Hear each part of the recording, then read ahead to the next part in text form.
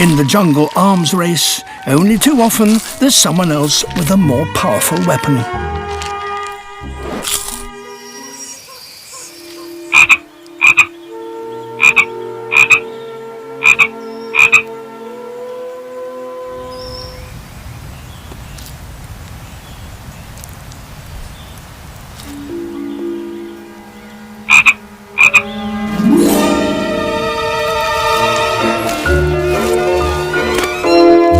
But this isn't suicide.